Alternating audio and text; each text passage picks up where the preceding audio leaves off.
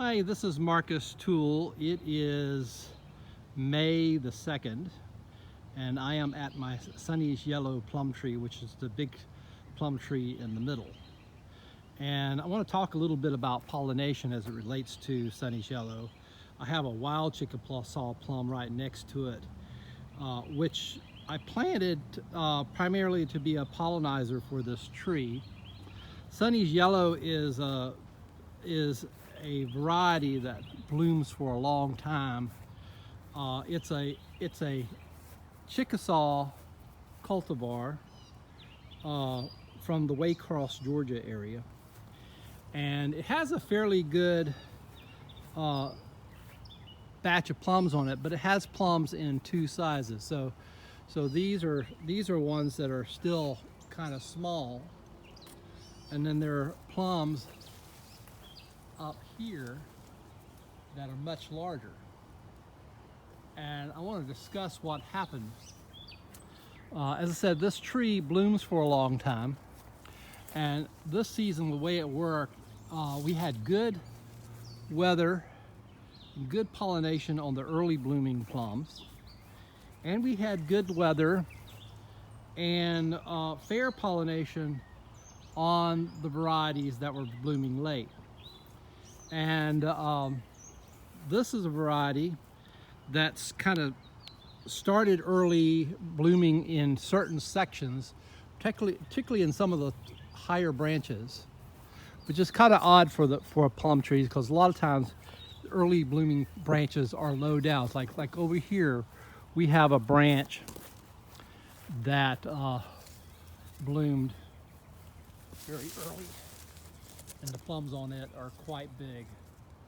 And then we had several days of rain, and some of my mid-season bloomers did not get pollinized well at all during that time, and this tree was no exception. And then late season bloom, this tree was still blooming, still had lots of flowers that opened, and then we got a lot of younger Chickasaw plums on these. This is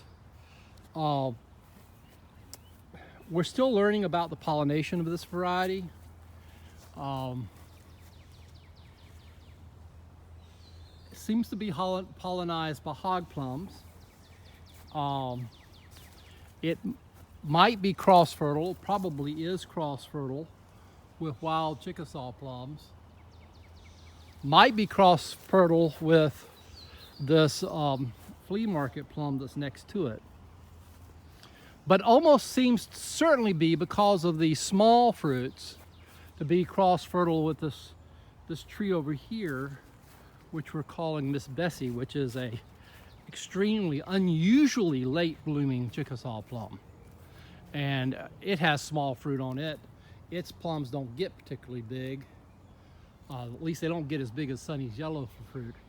And they're small because the blooms flowered late. Anyhow, this tree has a pretty good crop of plums, and I know a guy who got a good crop of plums just by having Sonny's yellow with cultivars, Asian plum type cultivars. I think one was a Methley, and one was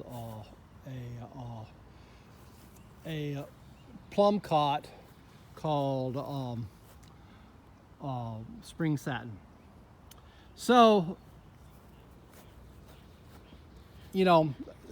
apparently this is pollinized by more things, and a lot of Chickasaw cultivars are only really well pollinized by the wild types of Chickasaw plums, but this tree seems to be pollinized by a diversity of things, which is a good thing about it. The plums on Sonny's yellow are bright yellow. They turn kind of almost like caution sign gold when they're soft ripe, and they're kind of a greenish yellow when they're kind of firm ripe. They're tart until they're soft ripe. They become sweet. So I would describe it as sort of a sweet tart flavor.